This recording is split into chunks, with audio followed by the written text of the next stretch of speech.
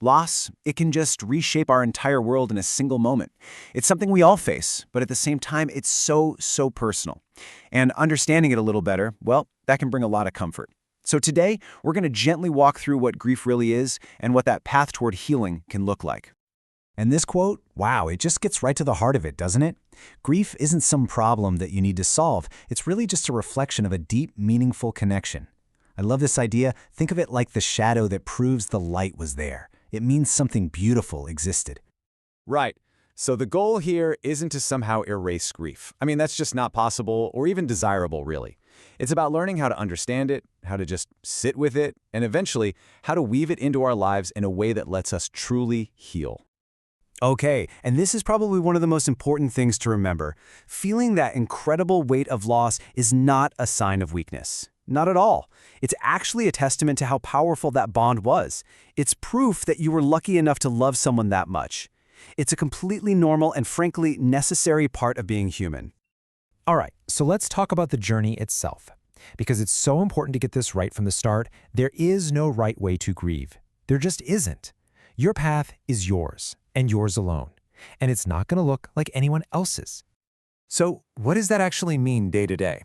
Well, for one, it means your feelings are valid, period, even if they're totally different from someone else's. It also means grief isn't a straight line. Having a really tough day after a few good days, that is not a setback. It's just the process. And maybe the biggest one of all, there's no stopwatch on this. You've got to let go of any pressure to be over it by a certain date.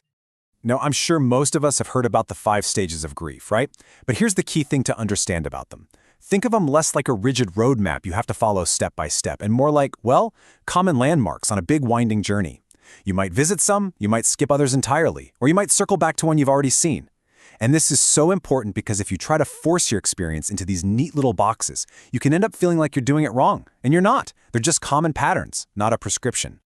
And this really shows just how all-encompassing grief can be. I mean, it's not just about feeling sad. Look at this. It can show up physically. That exhaustion, the headaches, not being able to sleep.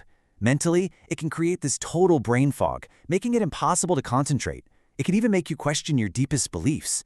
Seeing it all laid out like this, it helps you realize it's all normal. If you're feeling any of this, you're not broken. You're just a human who's grieving. Okay, so understanding grief is that huge first step. Now, let's get into some practical tools, things that can help make the journey a little more manageable. But again, think of this like a supportive toolkit, not a strict checklist of things you have to do.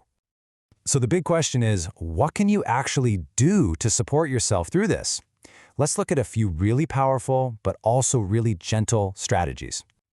All right, the absolute foundation of this whole toolkit is just letting yourself feel. That's it. We're often told to be strong, but true strength here is actually found in being vulnerable. Trying to bottle up all those emotions, it just makes the pain stick around longer. Crying is a real physical release. Writing stuff down can help you make sense of the chaos in your head. The whole point is to let these feelings move through you instead of getting stuck in you. And once you let yourself feel, that's when sharing becomes a little easier. Grief can feel so isolating, but sharing your stories with people you trust, it does a couple of really powerful things. First, it keeps the memory and spirit of your loved one alive. And second, it just cuts right through that feeling of loneliness. It's a reminder that you're not alone in how much you loved them or in how much you miss them. Of course, all of that, feeling, sharing, it takes energy, a lot of energy, which is why this next one is so important, even when it feels like the last thing you want to do. Your mind and your body are completely connected. So even the smallest acts of physical care, like a short walk, a decent meal, just trying to rest, they give you the actual fuel your body needs to process all of this. And when you start to build that physical and emotional foundation, that's when you can begin to actively honor the person you lost. And this is where a really powerful shift can happen. You start to move the focus away from the pain of them being gone and towards the joy of them having been here. It could be something simple like lighting a candle, or something bigger like carrying on a tradition they loved. Okay, let's talk about a phrase that I think causes a lot of hurt. Moving on. It just sounds so final, right? Like you're supposed to just leave your loved one in the past. But what if we could redefine what that actually means? This comparison is just so important. Moving on does not mean forgetting them. It doesn't mean erasing the love. What it does mean is learning how to carry their memory with you, but with peace instead of with that constant, sharp pain. It means accepting that your reality is different now and finding a way to live a full life in this new reality, while always holding them in your heart. And when you think about it, isn't that the truth? The people who love us most, they want us to be happy. They want us to live. So honoring their memory also means honoring the life that you still have. Finding joy again isn't a betrayal. It's actually a tribute to the incredible love they gave you. All right, as we start to bring this all together, let's just recap the most important ideas we've talked about.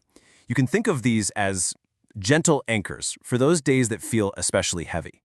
So what are the key takeaways? First, healing isn't about getting over it. It's about learning to live with it. Second, the deeper your grief, the deeper the love was. It's that simple.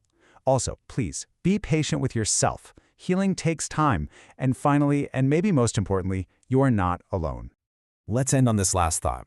If you're grieving, just be so patient with yourself. You are not forgetting your loved one. You are honoring them. You're honoring them by choosing to live a meaningful life. Because you're not moving on from them, you're carrying their legacy forward. And that's the most beautiful tribute of all.